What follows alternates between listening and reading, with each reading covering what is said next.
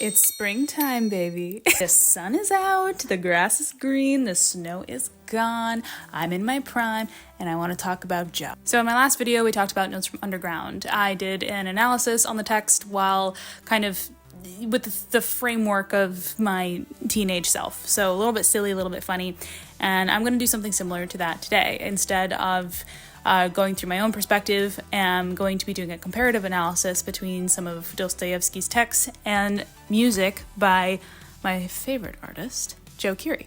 He goes by the stage name Joe, and I'm not going to talk too much about it because I actually do want to do a whole video on Joe someday, if not a series of videos or a segment. I'm a pretty big Joe fan.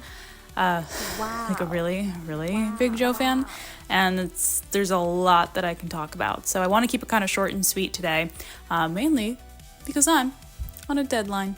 It may sound like a reach to do any kind of comparison between Dostoevsky and Joe, and that would be because it is, but it's my channel.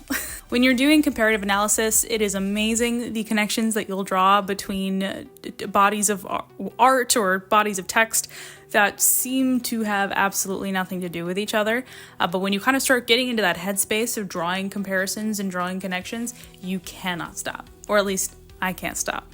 Like, I've got a comparative analysis between Machado de Assis and The Dare cooking up in here. So, you know, I'm unstoppable. But I'll mainly be talking about The Idiot today and a little bit of The Double. So let's start with The Idiot. Compared to Notes from Underground and The Double, The Idiot's a little bit thicker, so I won't get too much into the actual progression of the plot like I did in my last video. What I will be doing is just kind of doing a bit of a introduction to the main character, Prince Mishkin, and going over some of those more exhibition-y scenes, right?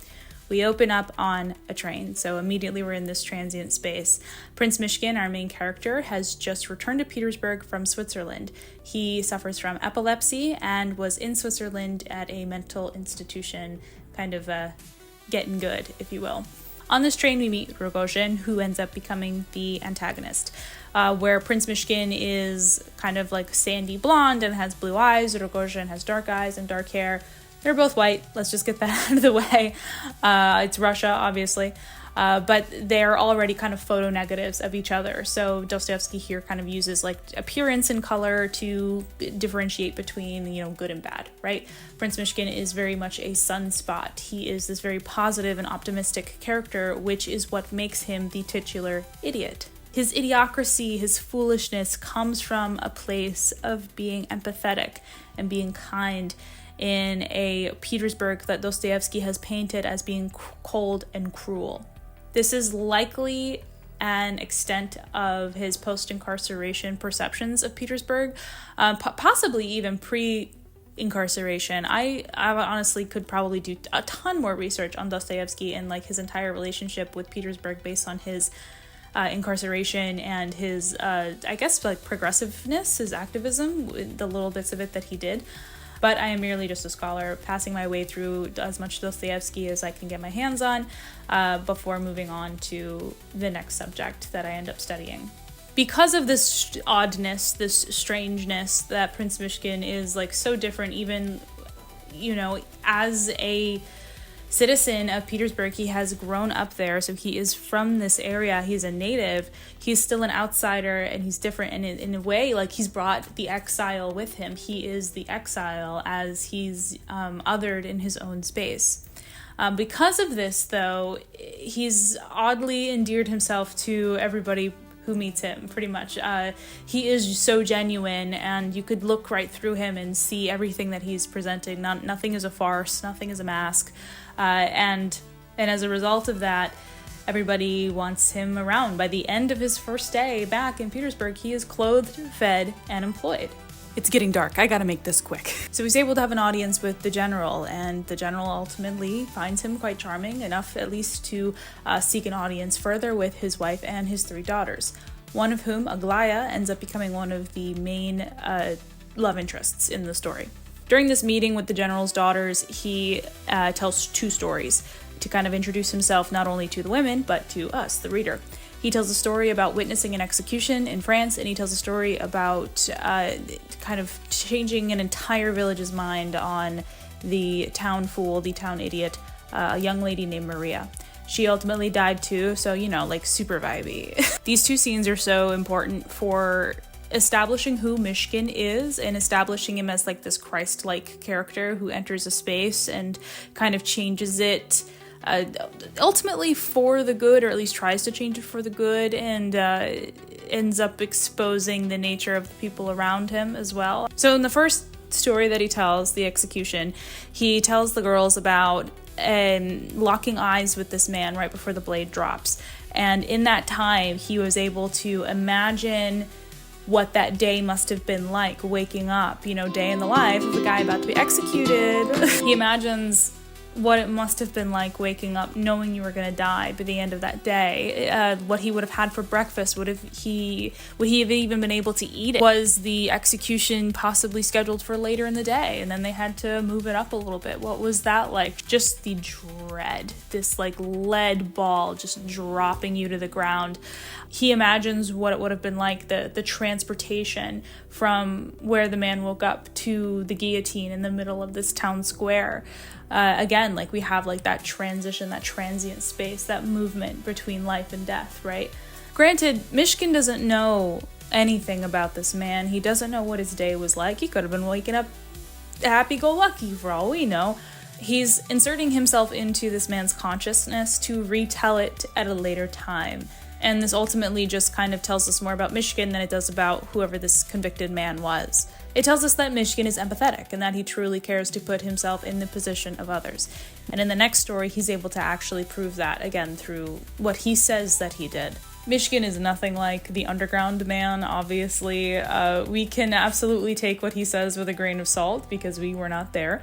But he's definitely established himself up until this point as being a little bit more, I guess, with it than the underground man is. The idiot is so different from Notes from Underground and the double in that the main character, we're not like deep like in their mind and we're not ruminating alongside with them. It's told from the third person, so we're outside watching. In the second story, Mishkin talks about Maria, a village girl who was pretty much outcasted, like very violently outcasted from her village. She was not very pretty, not very bright, and she was going to run away with a newcomer who wanted to scoop her up and marry her and take her away, and then he ended up ditching her, and she came back with her tail between her legs, and any sense of respect that she had from her peers was obliterated in this moment. This is a great example of feminizing a Dostoevsky trope. We have like the feminized fool, the feminized village idiot. We kind of don't really see a whole lot of that in Dostoevsky, but really in any kind of media. She is quite violently ostracized. No one, even her mother, like won't let her sleep in the house. She has to sleep outside like a dog. She can't eat anything. No one will feed her. She eventually finds a farmhand who just like lets her sleep in the barn, and then she takes care of parts of the farm and he gives her the scraps off the table. Literally like a stray animal that you're trying to get away from you. Prince Mishkin in this village was teaching the children, and when he saw that the children were ready to cast stones at her too, he became very concerned. He decided he wanted to change the village's mind, and he does so by leading an example.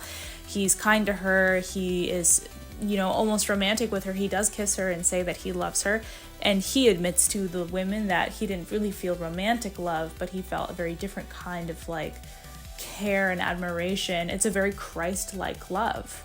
Regardless of whether or not it was true that he loved her, it accomplished what he wanted to accomplish, which was to get the children to see that she's not this, outcasted like thing, this othered thing to throw stones at, that she was a human person worthy of respect and dignity. Very slowly, the adults start to follow the lead of the children. It's very much giving Klaus, I know. And Maria is no longer ostracized. Her time outcasted and being outside and no shoes, no food made her very, very ill, and she does end up passing away. But she does so under this idea that she was loved and cared for. And then Mishkin leaves, so ultimately kind of leaving this space better than when he found it, which again kind of feeds into that Christ-like, almost biblical type of story, right? Bible story. So that's Mishkin. That's who he is. He comes into a space and he just loves all over the place, and then he leaves. Having these stories in the very beginning is kind of meant to lead the readers into thinking that that's what he's going to do here in Petersburg. It definitely hints towards the fact that he will not be staying here in the long term. Spoiler, he doesn't. But it subverts our expectations, because ultimately the area is not left better. It's left a hell of a lot worse, actually. Despite the fact that Mishkin doesn't really change. There's nothing about him that changes. He doesn't become more cynical. He certainly doesn't go in the opposite direction and become even more of like this like uber loving, like almost comically, ridiculously loving character. It kind of just plateaus into this like nothingness until there's this big tragedy. I don't want to spoil it too much. And then everyone disperses and goes back to their normal lives. So in that case, like, he is this idiot, this fool, because he doesn't adhere to the cruelty and the coldness of Petersburg, and we're almost a fool for believing that there is a chance that he could change the way that this town thinks, or the city thinks, or the people around him think.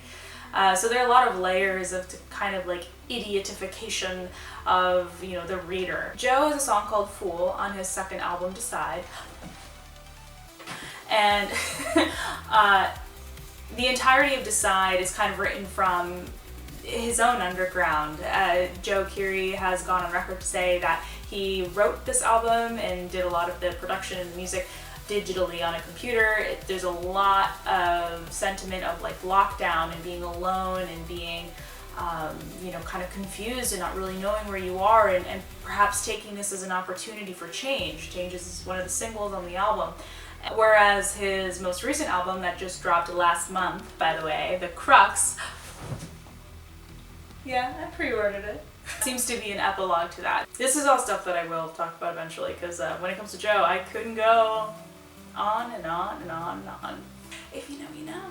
So the song called Fool kind of sings rather from the perspective of like a court jester. He says, I will be your fool, I'll perform for you, just tell me what to do. I always felt so foolish anyway. Joe Keery is an actor as well as being a musician. He's done like some indie films, he's done a couple of big blockbusters like Free Guy. Something else, I'm forgetting it. No, I think I've got it covered.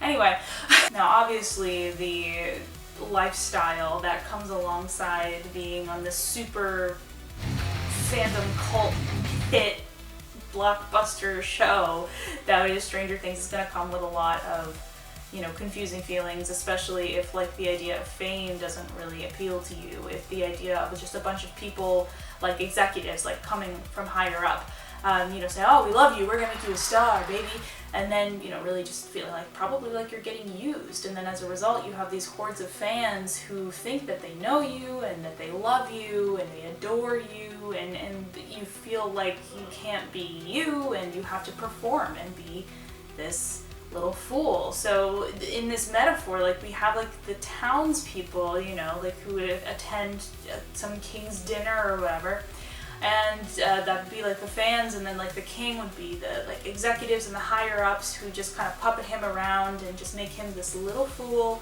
Everybody laugh at the fool, right? So these are two very different images that my two authors are evoking here. There's the village idiot, you know, who throw tomatoes, he's stupid, laughing, haha, and then the court jester. So my camera continues to be my biggest op. I'm editing here and I realized my camera didn't even catch the last half or the last little bit. So we're gonna just do it right here. Super messy. I'm crazy. So where I draw the comparison between the two is how these respective authors kind of insert themselves into their idiot/fool characters. So like I said earlier, Dostoevsky suffered from epilepsy, and Mishkin was returning from receiving mental hospitalization for his epilepsy, and he was prone to epileptic fits, and that was a kind of a motif that traveled throughout the novel, was his fits. And Dostoevsky, of course, was exiled in prison. I talked about that in my last video. So he has these two elements of himself that are causation of each other, if that makes sense. So his epilepsy was the causing factor for his exile. With Joe, on the other hand, music and songs are almost inherently personal and are like, you know, autobiographical by nature. So of course he is going to feel like he is this fool, right? We already talked about that with my court jester metaphor. I don't know, I just thought that would be really fun and silly, and you know, I've again had a lot of Dostoevsky this year, and I really love Joe, so I liked talking about both of them together. I do have another kind of pairing, Dostoevsky Joe pairing Dostoevsky. Ooh, I like that. Dostoevsky Joe pairing between The Double and Joe's more recent song, Egg. Yeah, I don't know. I told you, I can't be stopped. I'm unstoppable. But that's all I have for you tonight. So, you know, go read a book and listen to Joe, and the little people in your phone are not your friends. Bye!